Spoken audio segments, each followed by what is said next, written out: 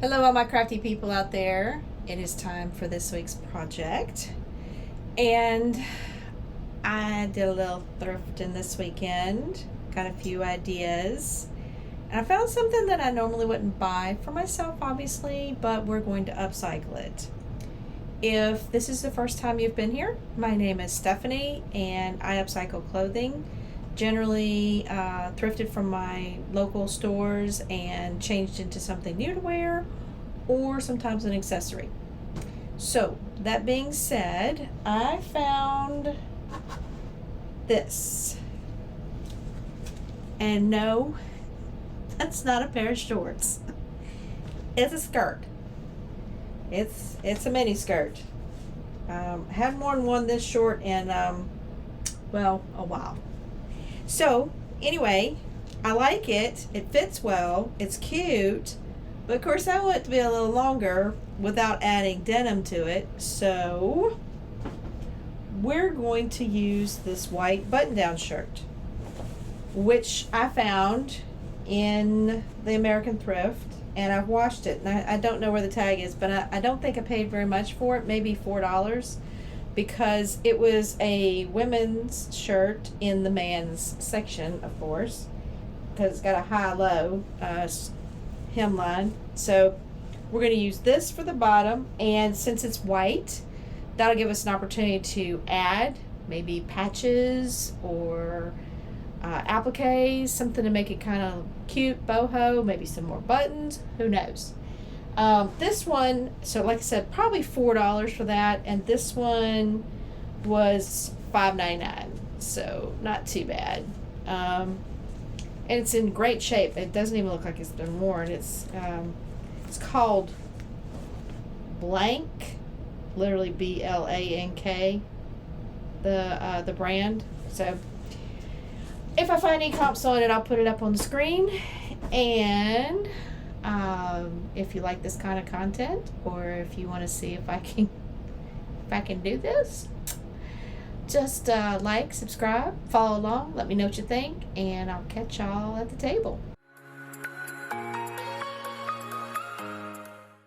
Okay, everybody, this is our skirt that we're going to be adding onto using the shirt, and I wanted to show it to you on this grid. It is just a little over 12 inches long. I haven't worn a skirt that size. Well, it's been a while. So we're going to add the shirt to the bottom of this. My debate at this point is whether or not to cut the hem off and let it fray. I'm thinking at this point I kind of like the hem, so I'm going to keep the hem. The other thing I've been debating on for a while is what to put on the bottom of our skirt. Now see, this is a high-low shirt. It's a pretty large shirt, so it's going to gather. It's going to have a slight gather. It's not going to be too full. Hopefully it won't be too full. If it's too full, I'll cut it down, because being altitudinally challenged means I don't really wear full skirts well. It makes me look shorter somehow. I don't know how. But I thought at first I was going to put some applique, and I went back and forth between birds, and then I thought, well, no, I really want chickens, because, you know, I raise chickens. Chickens are a little more difficult than you'd think to get a good applique for, and the right size. I mean, even if I'm making it myself, I was having trouble. So I was going through my designs, and I found some designs, and I'll put if they still exist, I'll have to find out if she still exists. There was a company called Hatched in Africa that used to put out beautiful embroidery designs, and my mother and I bought quite a few, and I have some called the Drunk Chickens. So we're going to put drunk chickens along the bottom, and I'm not going to do them in the typical red work. I'm going to do them in navy, so they're not quite as obvious. The other thing I had to consider, I tried on the skirt and had to figure out how much of this shirt I needed for the skirt. And I think on the seam, on the side seam here, I measured 20 inches. So if I measure 20 inches on both sides using the side seam, I should be able to get a decent cut of what I need for the bottom of the skirt. The skirt is going to be the easy part. We're just going to sew this onto the bottom of that. Wham, bam, thank you, ma'am. I'll probably serge the top so it doesn't fray. The thing that's going to take me the longest is the chickens, and I will film some of the embroidery work I'm going to do. It's going to be doing it on my machine, but I'll film some of it as I space them across this the bottom of the hemline. Okay, I folded the shirt in half down the back, and that allowed this fold over here on the side seam so I could line the side seams up and use my little clips. And I need 20 inches of this side seam, so I am actually going to cut 20 and a half just to give us a little bit of seam allowance, because I'd like to have this long. So we're just going to cut across here, make sure I'm not crazy. Yeah. Also make sure I don't hit a button. All right, this is pretty thin fabric, so I wasn't hard to cut open. Now I've got the top half of the shirt. I might be able to do something else with that. Who knows? You know, it's always the next project, right? But now we have the bottom of our skirt, and before I sew it onto this skirt, I want to do a little bit of decorating, because it's gonna be pretty big. Obviously, it's pretty big. And we're going to take our skirt and we're going to have quite a bit to gather. So I will probably be crazy and run a gathering stitch on this to put it in easier.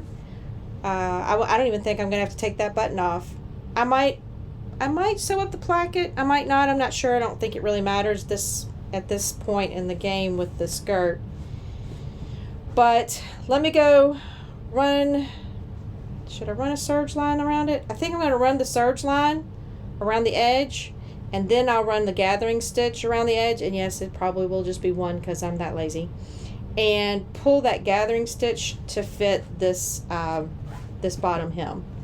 And then we will sew it on. But again, before I sew anything other than the serge line, I'm going to go in there and start putting my drunk chickens on. I think you're going to like them. They're pretty funny. So, and I'm going to do them in navy blue. So I'll show y'all how I do that on the machine. All right, everybody, I'm going to do my next chicken on the front. I'm just doing 2 on the front, 1 on each side. And what I did is I'm folding this button placket to the seam. And I figured that way I'll get the curvature that I'm looking for. In other words, it won't be straight up and down. It'll curve with the skirt, if that makes sense. And just finger pressing it. I finger pressed it already. So see, I've got a nice little crease. So this is how my machine works. You could have any kind of machine. I have a Brother 4000D. It's an older machine. I've had it for quite a while. I bought it up in Huntsville at the Martha Pullen School. This is my bottom hoop, and I'm using the washable interface that'll come right off, because I thought about it, you know, when the high-low's in effect, you're going to see some of the inside of the back of the skirt. So I don't want it to be too painfully obvious, you know, the embroidery. So I take the hoop. This is the bottom of the hoop. This is the piece that goes on to my machine. So I lay it down like this. And then I put this over it. There is no real trick to this that I have found. It's hard to kind of keep it centered over your... Now there are some templates that help you center. You just put them on the top here. But essentially, I'm trying to get this line to line up with these 2 pieces. That's a pretty good lineup. And I've been measuring about 1 3/4 inches at the bottom. So they're pretty lined up as far as height goes. So we've got that on there. Then all you have to do is, and on, like I said, on these hoops, these are old, but I gotta tighten them up. Make sure they're nice and tight, and then I kind of pull the fabric just to make sure it's nice and taut as well. And of course you want to check, make sure your interfacing is all the way around. It's caught in the hoop all the way around. I don't always use a full thing of interfacing depending on the size of the design that I'm using. But in this particular case, I am using a full piece as far as it covers the entire hoop. Okay, there we go. Nice and tight. Now I'll take y'all over to the machine and show you how it works. Okay, I've got the fabric on the hoop. This is the embroidery arm. My little brace here, or bracket here, is where I put my hoop in. Push underneath the needle, underneath the foot, the embroidery foot. And then I'm going to flip this little thing down so it locks it into place. Make sure that there's no fabric underneath the piece you're embroidering. Okay, and I've already selected my drunk chicken. This one is what I'm calling shaken, not stirred. Looks like he's shaking up a martini. So let's put that down. And the light is green. I'm going to pull a little bit more thread here. I just like to have a little bit more excess thread to give it a good start. Come on. Don't know why it doesn't want to pull.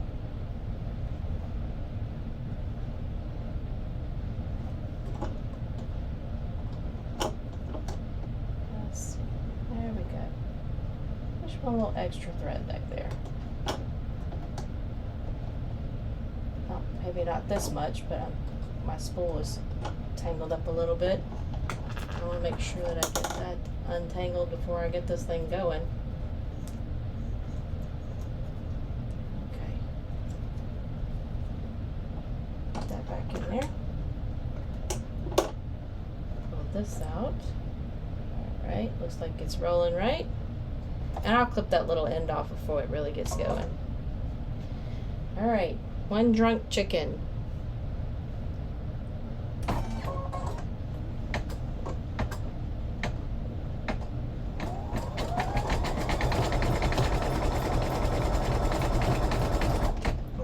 going to clip this end off.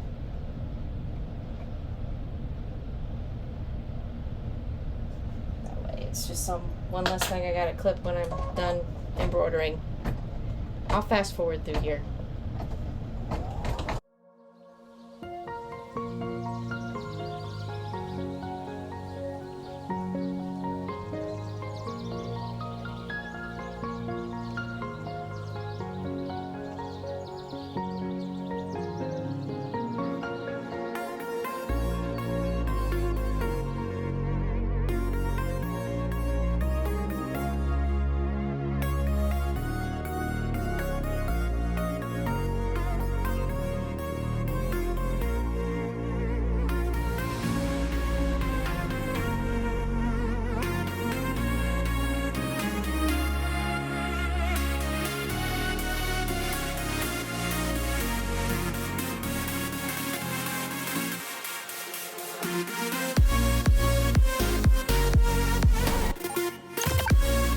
Okay, got all my chickens sewn on the bottom. He's drinking a martini. I think he's really cute. On the bottom of my skirt, and I'm gonna hard press these after I wash off the wash away interfacing, or yeah, stabilizer. That's what it is, and that'll make them nice and flat and clean.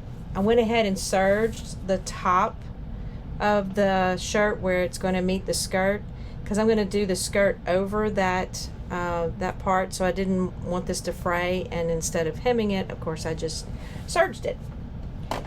Now, or folding it over, or whatever. Now I'm going to do a gathering stitch all the way around. I am not doing two like you traditionally should. I'm just doing one, but I'm going to run it all the way around. I've put blue thread on my bobbin, so it'll be easy for me to pull, and I've already pulled my bobbin thread and my top thread out quite a bit, so I'll have something to hold on to when I start the gathering. I'm changing my length up to 3.5, and that should be enough for me to be able to gather this. I think I'm going to start my gathers right past my my button placket, because I'm not going to gather my button placket. And I'm just going to run a stitch all the way right up to that serge line, and I will catch y'all when I'm gathering it. Okay, like I said, I did the bobbin thread in blue. Just makes it easier to see when you know, and you know which one you're pulling.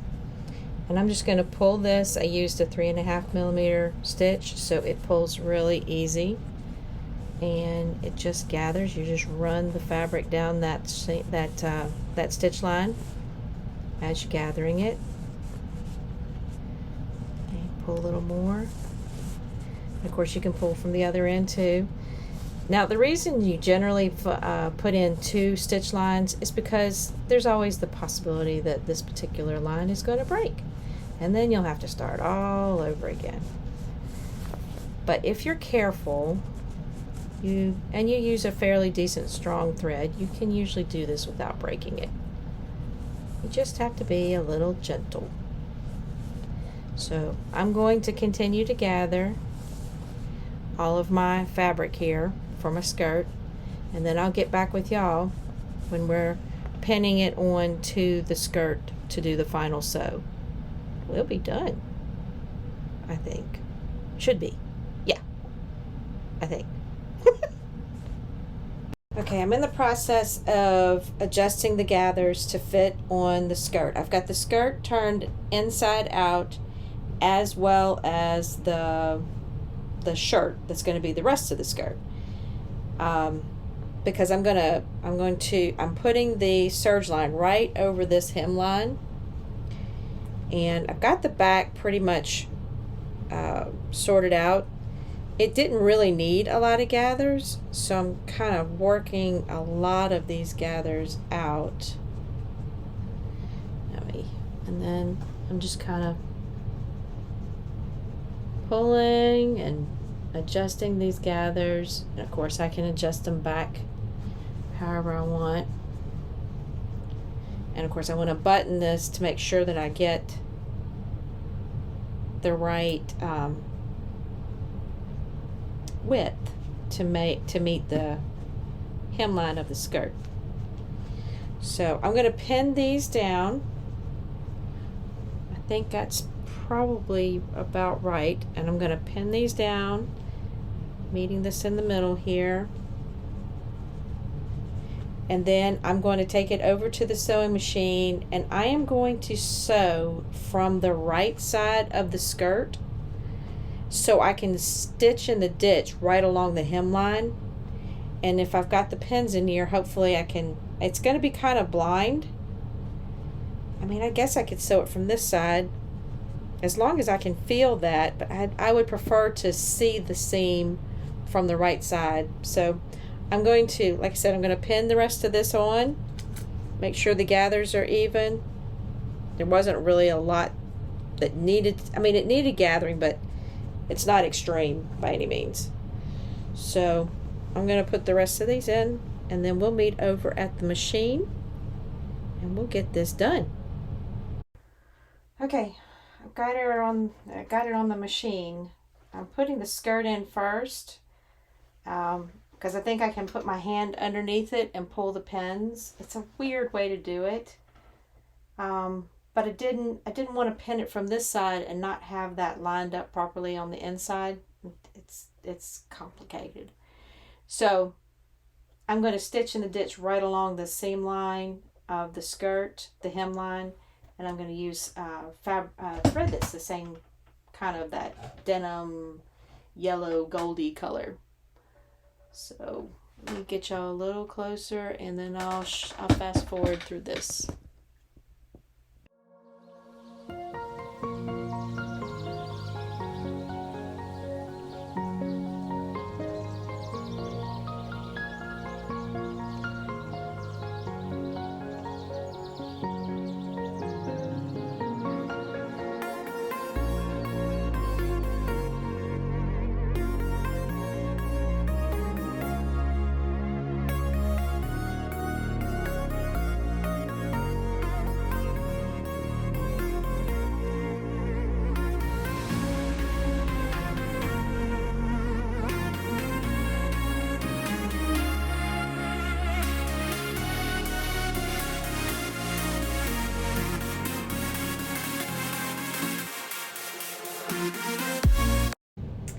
Okay, everybody, I got her done, and I think it turned out pretty cute. I would definitely wear this out. Now, if you were using a shirt that wasn't as full or as big as mine, then you wouldn't have the fullness, but you know, I could give or take that. That doesn't really matter to me. I'm excited about my drunk chickens finally getting used. I think it's going to look kind of floral until somebody walks up on it and really gets a good view of what they're doing. So, anyway, pretty easy project. You could do this with a lot of different things. It wouldn't have to be denim. Could be any kind of skirt. You could even cut up some shorts or some pants to make this. Maybe we'll do that one day. Make a long skirt with the pants, with the jeans. Idea. I hope you enjoyed it. If you like this kind of content, if you enjoyed your visit, like, subscribe, let me know what you think, and I'll catch y'all on the flip side of our next project.